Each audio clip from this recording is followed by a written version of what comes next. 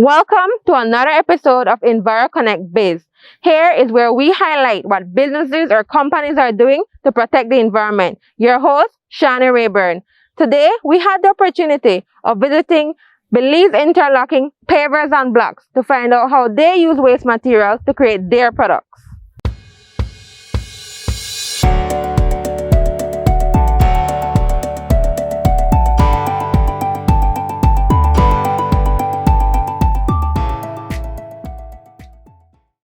We are now here with Mr. Jorge Aldana, owner of Belize Interlocking Pavers and Blocks.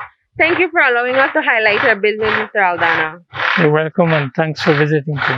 So I know we see a lot of blocks on different types. So can you tell us a little bit how you came about creating this business, and of course, why is your passion into this business? Okay, well, about 20 years ago, I had this dream of coming up with a construction block that was different from the traditional cinder block like the one we see here.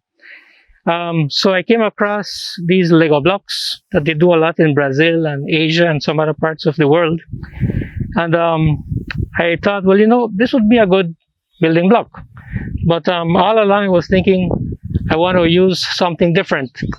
So that's when my dream started. And I tried to build the machines to do the Lego blocks, but I was unsuccessful. So I went into pavers. That's when I started to do pavers, more like the rectangular ones here. Rectangular ones. And the hexagons, but the smaller ones. Like these.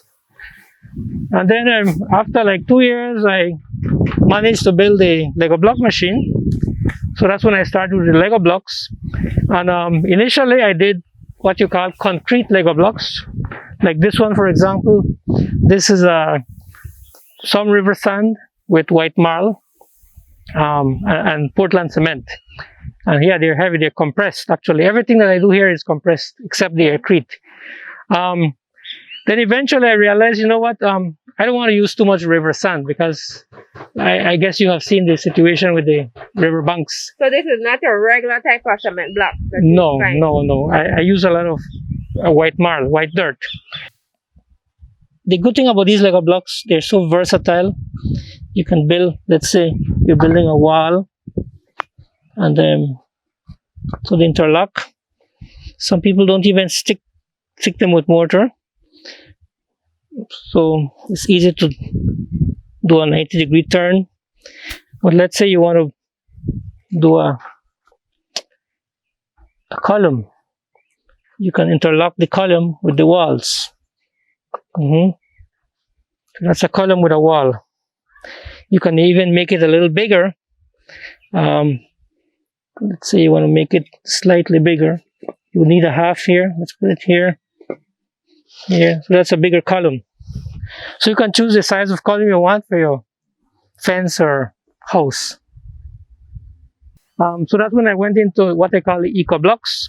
Like this one, for example. This one is stained, but this is almost, I would say, about 60% white marl. Okay, and you can see like some glass. It's kind of shiny. The glass? Yes, yeah. Okay. We put in glass and the plastics in some cases. So this one that has glass in it, I call it a refractory block because it can withstand heat. Okay. As a matter of fact, yeah, it actually does better than the clay bricks. Okay, so you can use that for cooking? Yes, for grills, ovens, incinerators. Okay. And you've used this before. Have you installed any equipment using this block? Yes, we have. We're doing grills, efficient stoves, and we've done some ovens, pizza ovens and what's not. For businesses out there? Yes, a few. Yeah. Okay.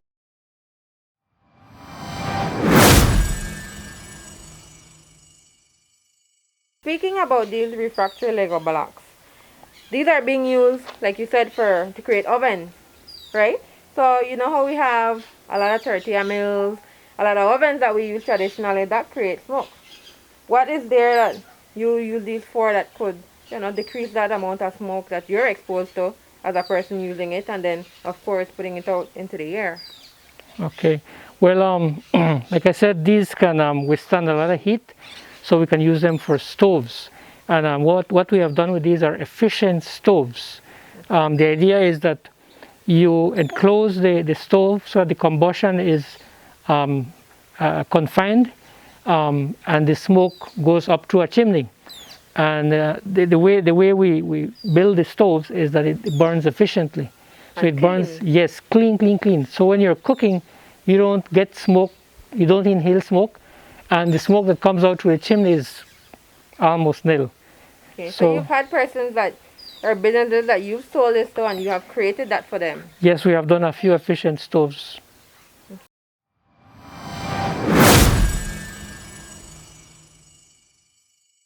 All right, so then I've also tried the traditional clay bricks like this one here, except this one I still call it a refractory because it has glass and all the other ingredients that I put into the white marble base, but this is with red clay. Okay. These are fired, so I had to burn butane gas and firewood to get it to cure it. Cure it, exactly. The advantage of the refractory blocks that we make, that you don't need to cure them. Sure, these ones? Yes. Okay. These cure on their own, or do persons cure them when starting to cook or to bake whatever they're using it for? That's right. Okay. I say that they are fired on the job. Good way to put it. Yes. That's a good way to remember it. Yep. And then we make the traditional brick, but refractory, like this one. This is the clay one, refractory. And then we've also tried concrete with plastics, shredded plastic. And this has been here about 4 years. This is another one. So it seems to hold up. And the reason I think why it holds up is because it's compressed. It's not just poured, it is compressed with a hydraulic machine. Okay. And what percentage of plastics are these ones made of? 30 to 40%. 30 to 40%? Yeah, okay. By volume. Okay, some of the other things that we have been using are coconut husk. Okay. As a matter of fact, I found out that the coconut limbs are probably better than the coconut husk, and they're more accessible.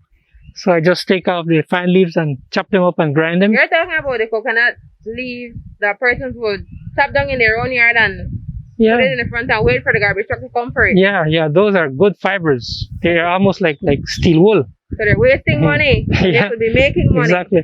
This is an aircrete block. That looks very light. Yeah, it's very light. It's aerated concrete. So it's like pumice. Okay. So what I do is to basically create bubbles with detergent, and I mix the cement and I get the light blocks. So we have different versions here, and I also put in the fibers into this coconut fibers. What kind of fibers do you use? Well, we've tried the fiberglass, which I really don't like.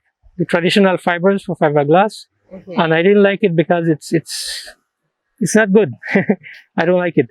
But we have been trying the coconut husk and the coconut barks, and they work as good, even better than the fiberglass. I tried this about 10 years ago, and this is a slab with